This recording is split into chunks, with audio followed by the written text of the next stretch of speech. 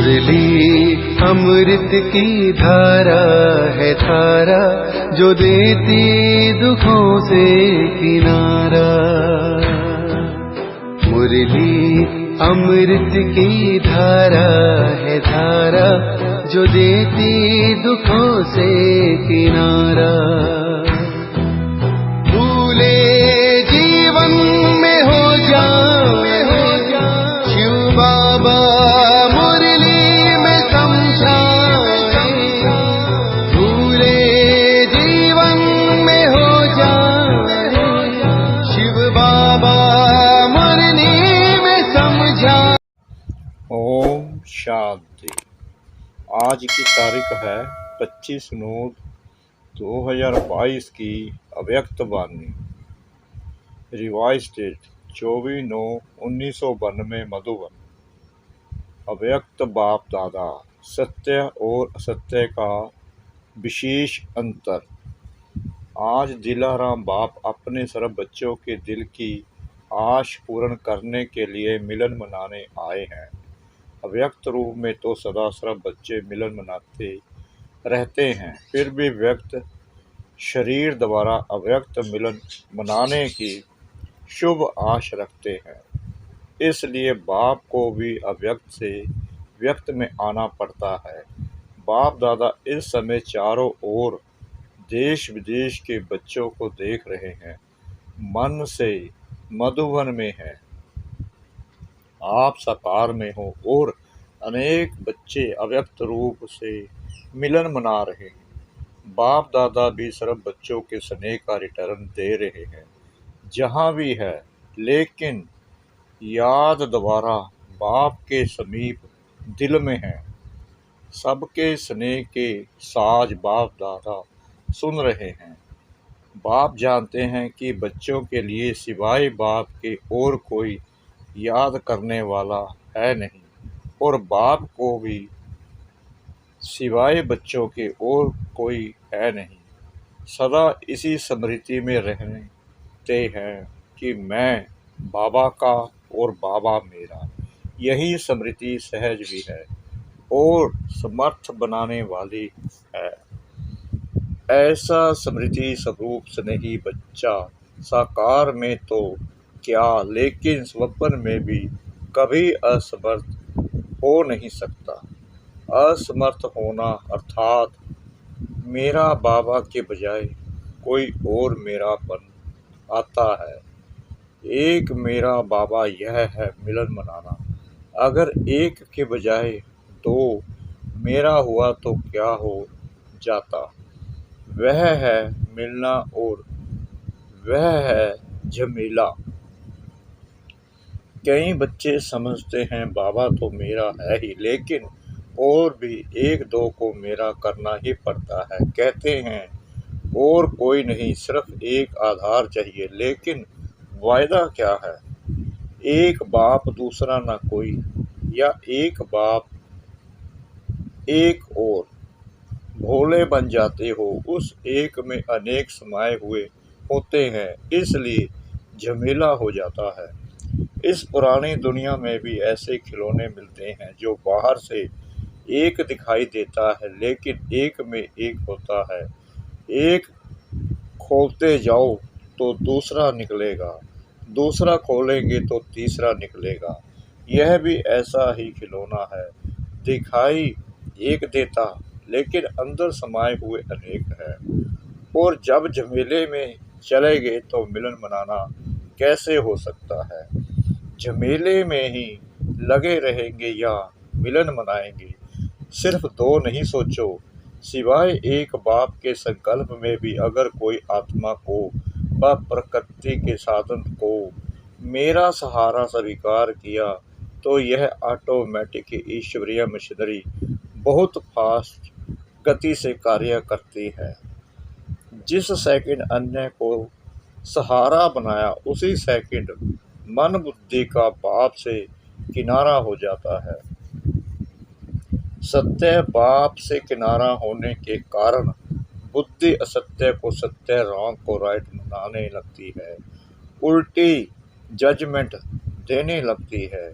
कितना भी कोई समझाएगा कि यह राइट नहीं है, लेकिन वह यथार्थ को, सत्य को भी असत्य की शक्ति से समझाने वाले को रॉन्ग सिद्ध करेगा। यह सदा याद रखो कि आजकल ड्रामा अनुसार असत्य का राज्य है और असत्य के राज्य अधिकारी प्रेसिडेंट रावण है। उसके कितने शीश हैं, अर्थात असत्य की शक्ति कितनी महान है। उसके मंत्री, महामंत्री भी बड़े महान हैं। उसके जज और वकील भी बड़े होशियार हैं। इसलिए उल्टी जजमेंट की पॉइंट्स बहुत वैरायटी और बाहर से मधुर रूप की देते हैं। इसलिए सत्य को असत्य सिद्ध करने में बहुत होशियार होते हैं। लेकिन असत्य और सत्य में विशेष अंतर क्या है? असत्य की जीत अल्पकाल की होती है, क्योंकि असत्य का राज्य ही अल्पकाल का है। सत्यता की हार अल्पकाल की और जीत सदाकाल की है। असत्य के अल्पकाल के बजाय उस समय खुश होते हैं जितना थोड़ा समय खुशी मनाते व अपने को राइट सिद्ध करते, तो समय आने पर असत्य के अल्पकाल का समय समाप्त होने पर जितनी असत्यता के वश मौज मनाई, उतना ही 100 गुना सत्यता की विजय प्रत्यक्ष होने पर पश्चाताप करना ही पड़ता है। क्योंकि बाप से किनारा स्थूल में किनारा नहीं होता। स्थूल में तो स्वयं को ज्ञानी समझते हैं, लेकिन मन और बुद्धि से किनारा होता है। और बाप से किनारा होना अर्थात सदा काल की सर्व प्राप्तियों के अधिकार से संपन्न के बजाय अधूरा अधिकार प्राप्त होना। कई बच्चे समझते हैं कि असत्य के बल से असत्य के राज्य में विजय की खुशी व मौज इस समय तो मना ले, भविष्य किसने देखा? कौन देखेगा? हम भी भूल जाएंगे, सब भूल जाएंगे। लेकिन यह असत्य की जजमेंट है। भविष्य वर्तमान की परछाई है। बिना वर्तमान के भविष्य नहीं बनता। असत्य के वशीभूत आत्मा वर्तमान समय भी अल्पकाल के सुख के नाम मान शान के सुखों के झूले में झूल सकती है और झूलती भी है, लेकिन अतीन्द्रिय अविनाशी सुख के झूले में नहीं झूल सकती। अल्पकाल के शान मान और नाम की मौज मना सकते हैं, लेकिन सर्व आत्माओं के दिल के स्नेह का, दिल की दुआओं का मान नहीं प्राप्त कर सकते। दिखावा मात्र मान पा सकते हैं, लेकिन दिल से मान नहीं पा सकते। अल्पकाल का शान मिलता है, लेकिन बाप से सदा दिल तक नशीन का शान अनुभव नहीं कर सकते। असत्य के साथियों द्वारा नाम प्राप्त कर सकते हैं, लेकिन बाप दादा के दिल पर नाम नहीं प्राप्त कर सकते, क्योंकि बाप दादा से किनारा है। भविष्य की बात तो छोड़ो, वह तो अंडरस्टूड है, लेकिन वर्तमान सत्यता और असत्यता की प्राप्ति में कितना अंतर है। एक दूसरा मेरा बनाया अर्थात असत्य का सहारा लिया, कितना झमेला हुआ। कहने में तो कहेंगे और कुछ नहीं, सिर्फ कभी कभी थोड़ा सहारा चाहिए, लेकिन वायदा तोड़ना अर्थात झमेले में पड़ना। क्या ऐसा वादा किया? एक मेरा बाबा और कभी कभी दूसरा, दूसरा भी अलाउ है। यह लिखा था क्या? चाहे अल्पकाल के नाम मान शान का सहारा लो, चाहे व्यक्ति का लो, चाहे वैभव का लो, जब दूसरा ना कोई तो फिर दूसरा कहाँ से आया? यह असत्य के राज्य के झमेले में फंसाने की चतुराइयाँ हैं। जैसे बाप कहते हैं ना, मैं जो हूँ, जैसा हूँ, वैसा मुझे नंबरवार जानते हैं। ऐसे असत्य के राज्य अधिकारी रावण को भी जो है, जैसा है, वैसे सदा नहीं जानते हो, कभी भूल जाते हो, कभी जानते हो। राज्य अधिकारी है तो यह ताकत कम होगी, चाहे झूठा हो, चाहे सच्चा हो, लेकिन राज्य तो है ना। इसलिए अपने को चेक करो, दूसरे को नहीं। आजकल दूसरों को चेक करने में सब होशियार हो गए हैं। बाप दादा कहते हैं अपना चेकर बनो और दूसरे का मेकर बनो, लेकिन करते क्या हो? दूसरे का चेकर बन जाते हो और बातें बनाने में मेकर बन जाते हो। बाप दादा रोज की हर एक बच्चे की कौन सी कहानियाँ सुनाते हैं। बहुत बड़ा किताब है कहानियों का। तो अपने को चेक करो, दूसरे को चेक करने लगते हो तो लंबी कथाएं बन जाती हैं, और अपने को चेक करेंगे तो सब कथाएं समाप्त हो। एक सत्य जीवन की कथा प्रैक्टिकल में चलेगी। सभी कहते हैं बाबा आपसे बहुत प्यार है, सिर्फ कहते हो व करते भी हो। क्या कहेंगे? कभी कहते हो, कभी करते हो। बाप के प्यार का प्रत्यक्ष सबूत बाप ने दे दिया। जो हो जैसे हो मेरे हो। लेकिन अभी बच्चों को सबूत देना है। क्या सबूत देना है? बाप कहते हैं जो हो जैसे हो मेरे हो। और आप क्या कहेंगे? जो हैं वह सब आप हो। ऐसे नहीं, थोड़ा थोड़ा और भी है। बाप से प्यार है, लेकिन कभी कभी असत्य के राज्य के प्रभाव में आ जाते हैं। अच्छा, चारों ओर के यथार्थ सत्य को परखने वाले सच्चे बाप के सच्चे बच्चों को सर्व स्नेह में सेवाए हुए श्रेष्ठ आत्माओं को, सर्व सदा वायदे को निभाने वाली समर्थ आत्माओं को, सर्व यथार्थ परखने वाली शक्तिशाली आत्माओं को, सर्व याद और सेवा में निर्विघ्न रहने वाले सदा साथ और समीप रहने वाले बच्चों को याद, प्यार और नमस्ते। मधुबन निवासियों प्रति अव्यक्त बाप दादा के मधुर महावाक्य। मधुबन निवासियों को कितने प्रत्यक्ष फल मिलते हैं? मधुबन की विशेषता क्या है जो और कहाँ नहीं मिलती? श्रेष्ठ कर्म भूमि पर रहने वाले सदा फॉलो फादर करते हैं। मधुबन की श्रेष्ठता तो यह है कि ब्रह्मा बाप की विशेष कर्म भूमि है। तो मधुबन निवासी जो भी कर्म करते हैं वो फॉलो फादर करते हैं। कर्म भूमि में विशेषता कर्म की है, तो कर्म में फॉलो है। जो भी अमृत बेले से लेकर रात तक कर्म करते हो उसमें फॉलो फादर है। मधुबन निवासियों को और एक्स्ट्रा कर्म भूमि की याद का बल है। वह कर्म में दिखाई देता है, वह देना है। क्या कहेंगे? आप अपने में देखते हो, एक एक कदम सामने लाओ। उठना, बैठना, चलना, बोलना, संबंध संपर्क में आना, सब में ब्रह्मा बाप के कर्म को फॉलो है। कर्म भूमि का फायदा तो यही है ना।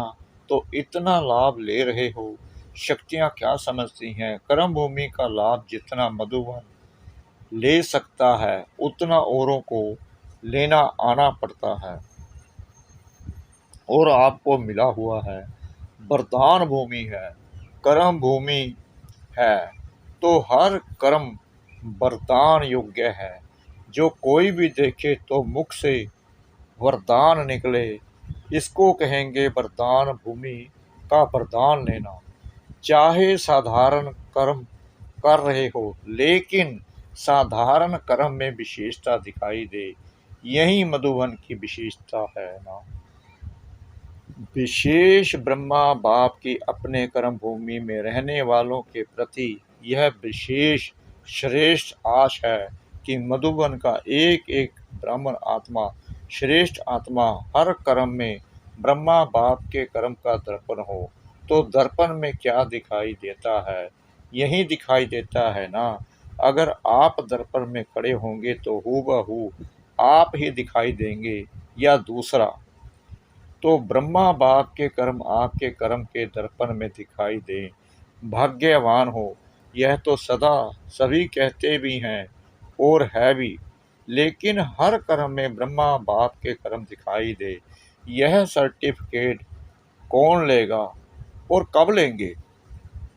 लेना तो है ना, या ले लिया है। जिसने यह सर्टिफिकेट ले लिया कि हर कर्म में ब्रह्मा बाप के कर्म दिखाई दे रहे हैं, उनका बोल ब्रह्मा का बोल समान, उठना बैठना देखना चलना सब समान, ऐसा सर्टिफिकेट लिया है। जिसको लेना है वो हाथ उठाओ, यह भी अच्छा है। कहने से पहले करके दिखाएंगे, लेकिन यह लक्ष्य रखो कि हर कर्म बाप समान हो। ब्रह्मा बाप को फॉलो करना तो सहज है ना। निराकारी बनना अर्थात सदा निराकारी स्थिति में स्थित होना, उसके बजाय कर्म में फॉलो करना उससे सहज है। तो ब्रह्मा बाप तो सहज काम दे रहा है, मुश्किल नहीं। तो सभी लक्ष्य रखो कि मधुबन में जहाँ देखें, जिसको देखें, ब्रह्मा बाप के कर्म दिखाई दे। कर्म में सर्वव्यापी ब्रह्मा कर सकते हो, जहाँ देखें ब्रह्मा समान हो सकता है ना। मधुबन की महिमा अर्थात मधुबन निवासियों की महिमा मधुबन की दीवारों की महिमा नहीं है, मधुबन निवासियों की महिमा है। मधुबन की महिमा चारों ओर से रोज सुनते हो ना। मधुबन निवासियों की महिमा जो होती है वह किसकी है? आप सबकी है ना। नशा तो रहता है कि हम मधुबन निवासी हैं। जैसे वह नशा है वैसे यह नशा भी प्रत्यक्ष दिखाई दे कि यह ब्रह्मा बाप के समान फॉलो फादर करने वाले हैं। अच्छा, सभी संतुष्ट हो, कुछ सेलिब्रेशन चाहिए। सेलिब्रेशन की भूमि में बैठे हो, कितने बेफिक्र बैठे हो, शरीर की मेहनत करते हो और तो सब बना बनाया मिलता है। जो शरीर की मेहनत नहीं करते हैं उनको एक्सरसाइज की मेहनत कराते हैं। आप तो लकी हो ना, जो एक्सरसाइज नहीं करना पड़े, हाथ पांव चलते रहते हैं। जितना जो हार्ड वर्क यानी कठिन परिश्रम करता है उतना वह सेफ है, माया से भी और शरीर की व्याधियों से भी। बुद्धि तो बिजी रहती है ना, और फालतू तो कुछ नहीं चलेगा। तो जो सदा बिजी रहते हैं वह बहुत लकी हैं, इसलिए अपने को फ्री नहीं करना। चलो बहुत समय कर लिया, अब फ्री हो जाए। बिजी रहना खुश नसीब की निशानी है। खुश नसीब होना अपने को सदा बिजी रखना। अच्छा, अभी बाप दादा को करके दिखाना, समझा। ब्रह्मा बाप की विशेषता सूरत में क्या देखी? गंभीरता के चिन्ह भी और मुस्कुराहट भी। गंभीरता अर्थात अंतर्मुखता और साथ साथ रमणीकता। अंतर्मुखी की निशानी सदा सागर के तले में खोए हुए गंभीर मूर्त, मनन चिंतन करने वाला चेहरा, और फिर रमणीक अर्थात मुस्कुराता हुआ चेहरा। तो दोनों ही लक्षण सूरत में देखे ना। ऐसे आपकी सूरत भी ब्रह्मा बाप के काफी स्वरूप हो। सूरत और सीरत से ब्रह्मा बाप दिखाई दे, क्योंकि ब्रह्मा बाप का सेवा स्थान कर्म भूमि तो मधुबन है ना। तो इस भूमि के रहने वालों द्वारा वही कर्म सेवा प्रत्यक्ष होनी चाहिए। इसी आश के दीपक को सदा जगाओ। ब्रह्मा बाप की आप बच्चों प्रति यही आश है। अब ऐसी दीपावली मनाओ, बाप दादा की इस एक आशा का दीपक जगाओ। जब हरेक यह दीपक जगाएगा तो दीपमाला तो हो ही जाएगी ना। दीपमाला में भी देखो, अगर बीच में एक दो दीपक बुझे हुए हो तो अच्छा लगेगा। अगर बीच बीच में एक दो दीपक भी टिमटिमाता है तो अच्छा नहीं लगता। इसलिए सर्व जगे हुए दीपकों की माला। मधुबन निवासी सब जस्टिस होने चाहिए, सेल्फ जस्टिस। कोई भी बात करने के पहले स्वयं जज करो तो ना स्वयं का समय जाएगा और ना दूसरों का। मधुबन तो पीस पैलेस है, मन की भी पीस, मुख की भी पीस। तब मधुबन पीस पैलेस से पीस की किरणें फैलेंगी। आप पीस पैलेस वालों से सभी पीस की भिक्षा मांगते हैं, क्योंकि वे स्वयं ही स्वयं से तंग हो रहे हैं। विनाशकारियों के पास अभी तक आपके पीस की किरणें पहुंचती नहीं हैं, इसलिए कशमकश में हैं, कभी शांत कभी अशांत। तो उन्हों को शांत करने के लिए पीस पैलेस से पीस की किरणें जानी चाहिए। तब उन्हों की बुद्धि में एक ही फाइनल फैसला होगा, खत्म करेंगे और शांत हो शांति धाम में चले जाएंगे। तो ऐसे भिखारियों को अब महादानी बन महादान व वरदान देने वाले बनो। बाप दादा तो समझते हैं कि मधुबन वाले बिशप को बाप दादा के समीप लाने वाले समीप रत्न हैं। तो अब ऐसा सबूत दिखाओ। जब ब्रह्मा बाप समान सब कापियां तैयार हो जाएंगी, तब बेहद का बारूद चलेगा, पटाखे छूटेंगे और ताजपोशी होगी। तो अब यह डेट फिक्स करो। जब आप सब ब्रह्मा बाप की बिल्कुल फोटो कॉपी होंगे, तब ही यह डेट आएगी। मधुबन निवासी जो चाहें वह कर सकते हैं। अच्छा, तो अभी सब क्या सोच रहे हो?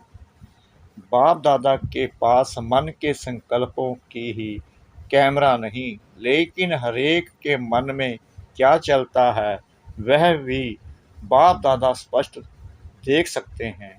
साइंस वाले तो अभी तक कोशिश ही कर रहे हैं कि ऐसी कैमरा निकालें जो अंदर के संकल्प की रेखाएं मालूम हो जाए। वे बेचारे मेहनत बहुत कर रहे हैं।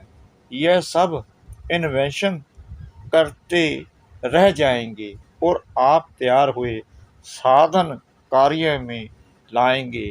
अच्छा, मीठे मीठे सिकला दे बच्चों प्रति माता पिता बाप दादा का याद प्यार और गुड मॉर्निंग। रूहानी बाप की रूहानी बच्चों को नमस्ते। हम रूहानी बच्चों की रूहानी बाप दादा को श्रद्धा भरी प्रेम भरी नमस्ते। शुक्रिया बाबा, शुक्रिया बाबा, शुक्रिया बाबा इस मीठी मीठी मीठी मुरली के लिए। वरदान। परखने की शक्ति द्वारा कुसंग व व्यर्थ संग से बचने वाले शक्तिशाली आत्मा भाव। कई बच्चे कुसंग अर्थात बुरे संग से तो बच जाते हैं, लेकिन व्यर्थ संग से प्रभावित हो जाते हैं, क्योंकि व्यर्थ बातें रमणीक और बाहर से आकर्षित करने वाली होती हैं। इसलिए बाप दादा की शिक्षा है, ना व्यर्थ सुनो, ना व्यर्थ बोलो, ना व्यर्थ करो, ना व्यर्थ देखो, ना व्यर्थ सोचो। ऐसे शक्तिशाली बनो जो बाप के सिवाय और कोई भी संग का रंग प्रभावित ना करे। परखने की शक्ति द्वारा खराब व व्यर्थ संग को पहले से ही परख कर परिवर्तन कर दो, तब कहेंगे शक्तिशाली आत्मा। स्लोगन। सदा हल्केपन का अनुभव करना है तो बालक और मालिकपन का बैलेंस रखो। सदा हल्केपन का अनुभव करना है तो बालक और मालिकपन का बैलेंस रखो। ओम शांति।